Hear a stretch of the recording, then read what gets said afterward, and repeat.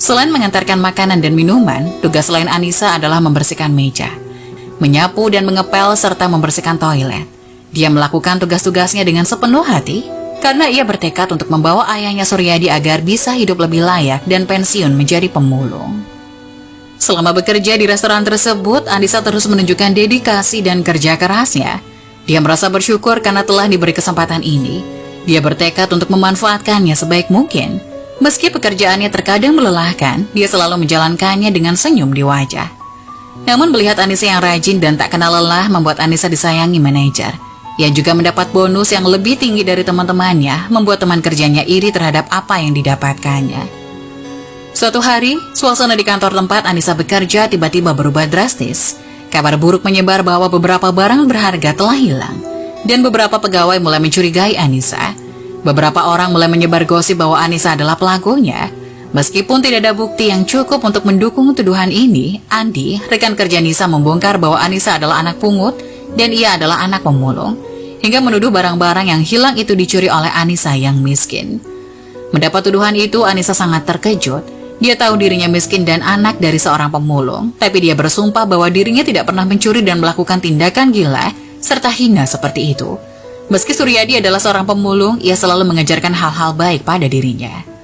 Saya memang miskin, saya memang anak dari seorang pemulung, tapi orang tua saya tidak pernah mengajarkan saya untuk mengemis apalagi mencuri barang milik orang lain. Kalaupun memang saya yang mencurinya, mana buktinya? Kata Anissa sambil menangis mendapat tuduhan itu. Alah, mana ada maling aku, kata Andi, rekan kerjanya. Saya bersumpah atas nama Allah, saya bersumpah atas nama diri saya tidak pernah melakukan itu. Mendengar pengakuan dari Anissa, manajer sekaligus pemilik restoran itu Pak Ali langsung teringat bahwa dirinya menaruh CCTV di lokasi kehilangan barang-barang itu.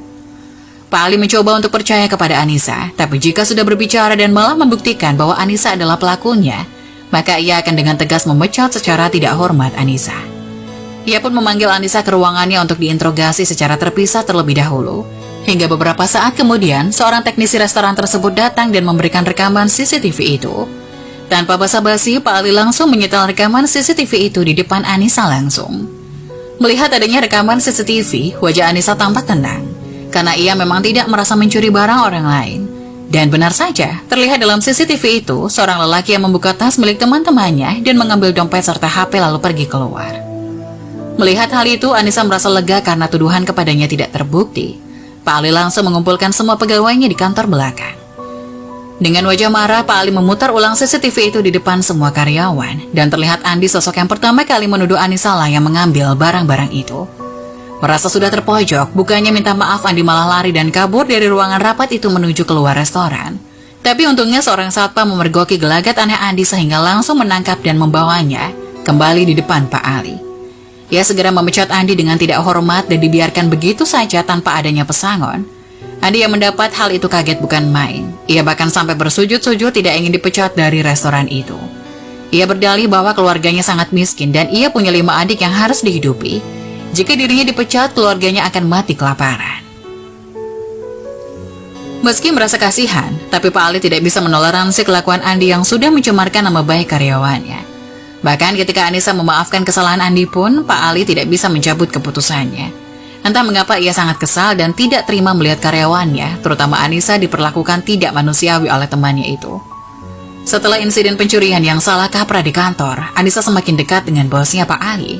Mereka sudah memiliki hubungan yang baik sebelumnya. Dan kejadian tersebut semakin memperkuat ikatan mereka. Pak Ali memang pria parubaya yang sudah beristri, tapi 20 tahun pernikahannya dia belum dikaruniai seorang anak. Mungkin itulah penyebab utama Pak Ali menjadi dekat dengan Anissa. Ditambah sifat ceria dan senyuman Anissa sangat mirip dengan istrinya Umayyah. Setiap pulang kerja, Ali selalu bercerita tentang Anissa kepada Umayyah. Ia mengatakan jika pada saat itu mereka tidak membuat kesalahan, pasti anak mereka sudah sebesar Anissa sekarang. Bahkan Umayyah sendiri penasaran dan sangat ingin bertemu dengan Anissa, gadis yang selalu diceritakan oleh suaminya. Suatu hari ketika mereka sedang berbicara di ruang kerja pribadi Pak Ali, suasana menjadi lebih akrab dan santai. Pak Ali merasa tertarik dengan kehidupan Anissa yang kata teman-temannya merupakan anak pungut. Anissa, Bapak harap kamu tidak tersinggung, tapi Bapak ingin tahu background kehidupan kamu. Mantan karyawan di sini bilang kamu anak pungut dan anak pemulung, bagaimana bisa? Ya Mas Andi bilang tentang saya itu benar Pak, saya tidak malu mengakui hal itu. Saya adalah anak pungut yang ditemukan oleh bapak angkat saya, Yang seperti Bapak tahu, beliau seorang pemulung. Bapak saya selalu menceritakan